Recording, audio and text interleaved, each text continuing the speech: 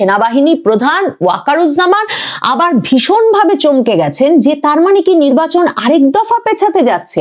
এবার অবশ্য কোনো উচ্চকণ্ঠে শাসানি দিতে ওয়াকারুজ্জামান যমুনায় যাননি। এতদিনে তিনি পরিণত হয়েছেন, তিনি বুঝেছেন তিনি একজন ডক্টর মোহাম্মদ ইউনূসের কৌশলের কাছে একজন শিশু মাত্র, এবং তিনি বুঝেছেন বাংলাদেশের রাজনৈতিক পক্ষগুলো এবং ডক্টর মোহাম্মদ ইউনূস যেসব খেলা খেলছে সেখানে তার পক্ষে কোনো কল নেওয়া তার পক্ষে তার কোনো সিদ্ধান্ত চাপিয়ে দেওয়া বা কোনো সিদ্ধান্ত বাস্তবায়নে বিশেষ জোর প্রয়োগে কোনো ফল আসবে না। বাংলাদেশের সেনাপ্রধান জেনারেল ওয়াকারুজ্জামান, নৌবাহিনী প্রধান অ্যাডমিরাল মোহাম্মদ নাজমুল হাসান এবং বিমান বাহিনী প্রধান এয়ার মার্শাল হাসান মাহমুদ খান তিনজন মিলে শনিবার রাতে প্রধান উপদেষ্টা ডক্টর মোহাম্মদ ইউনূসের সঙ্গে এক জরুরি বৈঠক করতে উপস্থিত হয়েছিলেন যমুনায়। এরকম কোন শীর্ষ পর্যায়ের বৈঠক অনুষ্ঠিত হতে যাচ্ছে এ বিষয়ে আগে কোনো খবর পাওয়া না গেলেও দ্য বিজনেস স্ট্যান্ডার্ড এই বৈঠকের কিছুক্ষণ আগেই সে খবর দেয় যে যমুনার দিকে রওনা হয়েছেন এই তিন বাহিনী প্রধান। জেনারেল ওয়াকারুজ্জামান খুবই গুরুত্বপূর্ণ দিনগুলোতে বাংলাদেশের সশস্ত্র বাহিনীর আরো দুই বাহিনীর প্রধানকে নিয়ে, যারা দুজনেই তার কোর্সমেটও বটে, তিন বাহিনী প্রধান একসঙ্গে মুভ করেন। 5ই আগস্টের দিনটি থেকে মনে করুন, এর আগে নানা সময়ে বাংলাদেশে সামরিক প্রশাসকরা সেনাবাহিনী প্রধান এসে ক্ষমতা গ্রহণ করেছেন, জাতির জানমালের দায়িত্ব নিয়েছেন বটে, কিন্তু 5ই আগস্ট সেনাপ্রধান ওয়াকারুজ্জামান সংবাদ মাধ্যমের সামনে যখন উপস্থিত হলেন, এর আগে থেকেই টেলিভিশনে স্ক্রল যাচ্ছিল যে সেনাপ্রধান ওয়াকারুজ্জামান জাতির উদ্দেশ্যে এসে কিছু বলবেন, তখনও কিন্তু বলা হয়নি যে তিন বাহিনী প্রধান একসঙ্গে আসবেন। কিন্তু মনে করে দেখুন, সেনাবাহিনী প্রধান যখন আমাদের উদ্দেশ্যে কথা বলতে, তিনি যে আমাদের জানমালের দায়িত্ব নিচ্ছেন এটা জানাতে টেলিভিশন ক্যামেরার সামনে উপস্থিত হলেন, তখন তার দু কাঁধে দুই বাহিনী প্রধানকে নিয়ে তিনি হাজির হলেন। এরকম গুরুতর সব দিনে সেনাবাহিনী প্রধান ওই দুই বাহিনী প্রধানকেও সাথে নিয়ে মুভ করেন। এবং আপনারা মনে করে দেখেন, এর আগে কবে যমুনায় দুই বাহিনী প্রধান সহ সেনাপ্রধান ওয়াকারুজ্জামান উপস্থিত হয়েছিলেন? সেটা উপস্থিত হয়েছিলেন গত মে মাসে। এবং মে মাসে কখন গিয়েছিলেন? যখন সেনাপ্রধান আরো দুই বাহিনী প্রধানকে নিয়ে শক্ত গলায় ডক্টর মোহাম্মদ ইউনূসকে বলে এসেছিলেন যে ডিসেম্বরের মধ্যে নির্বাচন না দিলে তারা আর তাদের বাহিনীকে মোতায়েন রাখতে পারবেন না, সেনাবাহিনী আর ডিউটি দিতে পারবে না। পুলিশ হিসেবে আইন শৃঙ্খলা রক্ষা যে ম্যাজিস্ট্রেসি পাওয়ার নিয়ে সেনাবাহিনীর দলগুলো যে কাজ করছে, এ কাজ আর তিনি তার বাহিনী দিয়ে করাতে রাজি নন। সময় পেরিয়ে যাবে ডিসেম্বরে যদি নির্বাচন না হয়। কিন্তু এর পরে কি হলো মনে করে দেখুন, 23শে মে 24শে মের দিকে ডক্টর মোহাম্মদ ইউনূস নাটক শুরু করলেন যে এমন যদি হয় বিএনপিও এক্ষুনি নির্বাচন চাইছে, ডিসেম্বরেই নির্বাচন চাইছে। সেনাপ্রধানও এসে ভয় দেখাচ্ছেন যে ডিসেম্বরে নির্বাচন না হলে তিনি আর দায়িত্ব নিতে পারবেন না, তিনি সেনাবাহিনী ব্যারাকে ফিরিয়ে নেবেন।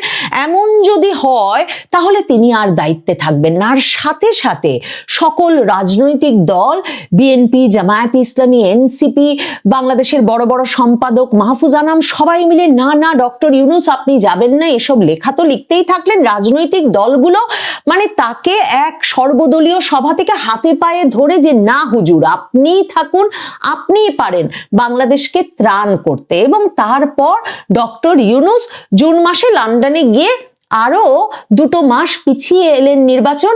সেনাবাহিনীর মুখে, সেনা প্রধানের মুখে একদম কুলুপ পড়ে গেল, কারণ বিএনপি রাজি, জামায়াতে ইসলামী রাজি, এনসিপি রাজি, বিএনপি যারা সবচেয়ে উচ্চকণ্ঠ, তারেক রহমান যিনি জনসভায় ঘোষণা দিচ্ছিলেন যে ডিসেম্বরেই নির্বাচন হতে হবে, তারা চুপ মেরে গেছেন।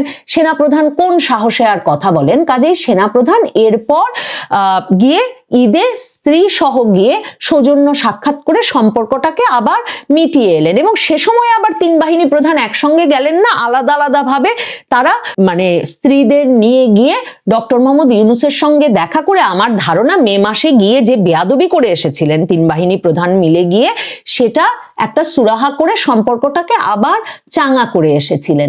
এ দফায় কখন গেলেন তিন বাহিনী প্রধান? দ্য বিজনেস স্ট্যান্ডার্ড এই খবরটাও দিয়েছে যে তাদের সূত্র বলছে ডক্টর ইউনূস তিন বাহিনী প্রধানকে ডাকেন নাই, তিন বাহিনী প্রধানের ইচ্ছাতেই এই বৈঠকটি অনুষ্ঠিত হয়েছে। ওই যে আমি বললাম, যখন সেনাপ্রধান ওয়াকারের দরকার হয়, খুবই গুরুতর সময়ে, গুরুত্বপূর্ণ সময়ে তিনি দুই কাঁধে দুই বাহিনী প্রধান নিয়ে গিয়ে হাজির হন গুরুত্বপূর্ণ সব জায়গায়।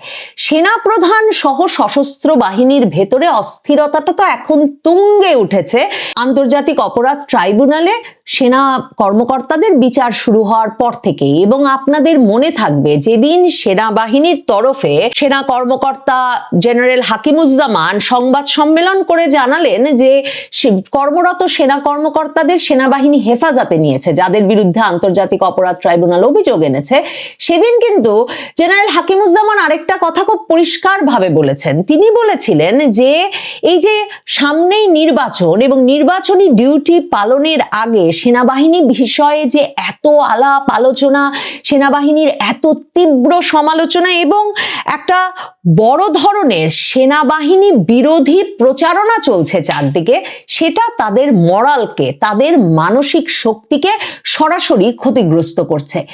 সেনাবাহিনীর মূল বার্তা এটাই এবং সেনা কর্মকর্তারা আশা করেন এই বার্তাটা সেনা প্রধান জেনারেল ওয়াকারুজ্জামান ডক্টর মোহাম্মদ ইউনূস সহ রাজনৈতিক পক্ষগুলোকে সরাসরি দেবেন, কারণ তারা মনে করেন যে সেনাবাহিনী এক বছরেরও বেশি সময় ধরে, মানে বাংলাদেশের ইতিহাসে বলতে গেলে একটা দীর্ঘতম সময় ধরে ব্যারাকের বাইরে থেকে, মানে যখন সেনা শাসন নাই কিংবা সেনা নিয়ন্ত্রিত অন্তর্বর্তী সরকার বা তত্ত্বাবধায়ক সরকারও ক্ষমতায় নাই, এমন একটা পরিস্থিতিতে, মানে যখন নাকি একটা বেসামরিক সরকার ক্ষমতায় আছে বলে ডক্টর মোহাম্মদ ইউনূসরা বলছেন একটা বিপ্লব পরবর্তী অভ্যুত্থান পরবর্তী সরকার আছে, তখন এক বছরেরও বেশি সময় ধরে বাংলাদেশের আইন শৃঙ্খলা রক্ষায় মূল কাজটা করছে সেনাবাহিনী। অথচ বাংলাদেশের সামাজিক প্রেক্ষাপটে, রাজনৈতিক প্রেক্ষাপটে এত সেনাবাহিনী বিরোধী অবস্থান, সেনাবাহিনী বিরোধী বক্তব্য কখনো আর এসেছিল কিনা, মানে সেনাবাহিনীর বুদ্ধি আছে কিনা থেকে শুরু করে সেনাবাহিনী আসলে ভারতের কথায় চলছে কিনা, সেনা প্রধান ভারতের কথায় চলেন কিনা, কোন প্রশ্নটা বাংলাদেশের রাজনৈতিক দলগুলো এখন ওঠাচ্ছে না আর বাংলাদেশের সংবাদ মাধ্যম লিখছে না। এই অবস্থায় সেনাবাহিনী মনে করছে যে তাকে এই আমলে 2024-এর 5ই আগস্টের পর থেকে ক্রমাগত একটা চৌকিদার বাহিনীতে পরিণত করা হয়েছে, যেই বাহিনীটি মানে একরকমের ঢাল নাই, তলোয়ার নাই, নিধিরাম সর্দার, মানে তারা রাস্তায় আইন শৃঙ্খলা রক্ষায় নিয়োজিত আছে বটে, কিন্তু জনগণ তাদের ভুয়া ভুয়া বলে ধাওয়া দিচ্ছে আর তারা দৌড়ে গিয়ে সেনাবাহিনীর গাড়িতে উঠছে। সরকারের সঙ্গে তাদের সম্পর্কটা ভালো না, সরকার নানা কারণে সেনাবাহিনীকে, সেনাবাহিনীর মর্যাদা, সেনাবাহিনীর যে একটা বিশেষ আইন, বিশেষ বিধি, বিশেষ সম্মান সারা বাংলাদেশের ইতিহাসে সবসময় সরকারগুলো রক্ষা করে এসেছে, এই সরকার সর্বশেষ আন্তর্জাতিক অপরাধ ট্রাইব্যুনালের বিচার কার্যে, মানে ওই সেনা কর্মকর্তাদেরকে গ্রেফতারি পরোয়ানা জারি করে এবং তাদেরকে তার মুখোমুখি করে সেটা নিশ্চিত করেছে যে এমন কোনো বিশেষ মর্যাদা এই সরকার দিতে চায় না।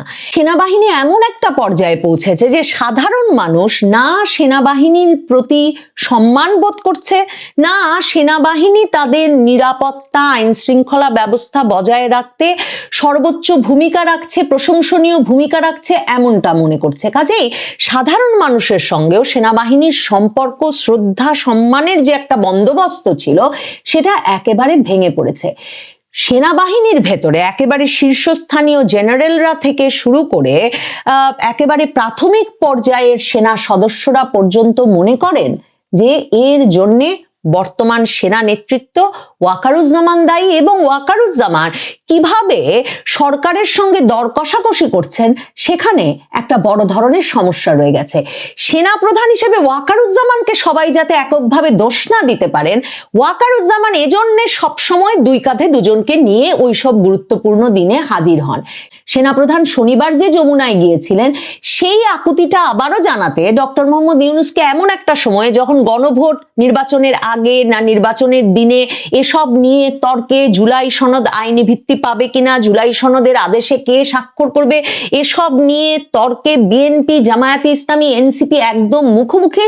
এবং বিএনপি, জামায়াত, এনসিপির এই মুখোমুখি অবস্থায় শেষ পর্যন্ত নির্বাচনটা পিছিয়ে যায় কিনা, কারণ জামায়াতে ইসলামী, এনসিপি দুই তরফেই বলা হয়েছে যে নির্বাচন যদি পিছিয়েও যায় গণভোট হলে বা জুলাই সনদে ডক্টর মোহাম্মদ ইউনূস সই করে সেটার সাংবিধানিক ভিত্তি প্রতিষ্ঠা করার জন্য যদি জাতীয় সংসদ নির্বাচনকে পিছিয়েও দিতে হয় তাহলেও তাদের কোনো আপত্তি নেই। তারা তবু মনে করে গণভোটটা আগে হওয়া দরকার এবং জুলাই সনদ বাস্তবায়ন অধ্যাদেশটা জারি করা দরকার।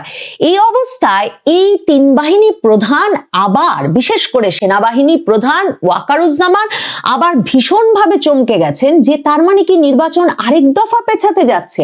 এবার অবশ্য কোনো উচ্চকণ্ঠে শাসানি দিতে ওয়াকারুজ্জামান যমুনায় যাননি। এতদিনে তিনি পরিণত হয়েছেন, তিনি বুঝেছেন তিনি একজন ডক্টর মোহাম্মদ ইউনূসের কৌশলের কাছে একজন শিশু মাত্র, এবং তিনি বুঝেছেন বাংলাদেশের রাজনৈতিক পক্ষগুলো এবং ডক্টর মোহাম্মদ ইউনূস যেসব খেলা খেলছে সেখানে তার পক্ষে কোনো কল নেওয়া, তার পক্ষে তার কোনো সিদ্ধান্ত চাপিয়ে দেওয়া বা কোনো সিদ্ধান্ত বাস্তবায়নে বিশেষ জোর প্রয়োগে কোনো ফল আসবে না। মে মাস থেকেই তিনি এসব শিক্ষা পেতে পেতে এবার মিনমিন করে আরো দুই বাহিনী প্রধান নিয়ে বলতে গেছেন যে ডক্টর মোহাম্মদ ইউনূস যেন নিশ্চিত করেন যে কোনোভাবে অন্তত ফেব্রুয়ারিতে নির্বাচনটা হয়ে যায় এবং একটা নির্বাচিত সরকারের কাছে ক্ষমতা হস্তান্তর করে তিনি যাতে সেনাবাহিনীকে ব্যারাকে ফিরিয়ে নিয়ে যেতে পারেন।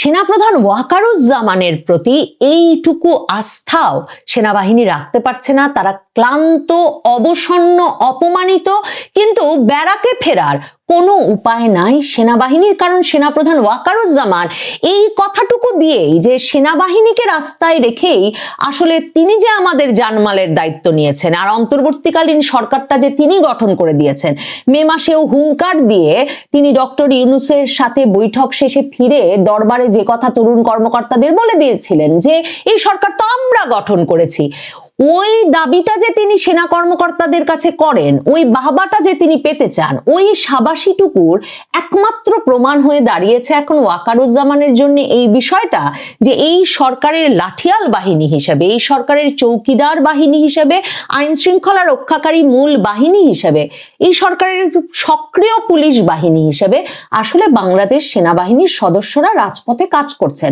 শনিবারের বৈঠকে ডক্টর মোহাম্মদ ইউনূসের সঙ্গে বৈঠকে এই বাস্তবতাগুলোর আলাপই করতে গিয়েছিলেন তিন বাহিনী প্রধান, যে মনোবল ভেঙে দিলে সেনাবাহিনীর পক্ষে নির্বাচনের সময় কার্যকর ব্যবস্থা রাখা, ভূমিকা নেওয়া সত্যি হয়তো অসম্ভব হয়ে পড়বে। তবে ডক্টর মোহাম্মদ ইউনূস সেনাবাহিনীর মন রক্ষায় কোনো প্রতিশ্রুতি দেননি। তিনি শুনেছেন এবং সেনাবাহিনীকে তার ডিউটি পালন করে যেতে বলেছেন। নির্বাচন কবে হবে না হবে সেই বিষয়টি সেনাবাহিনীর বা সশস্ত্র বাহিনীর বলে কখনোই তিনি মনে করেননি।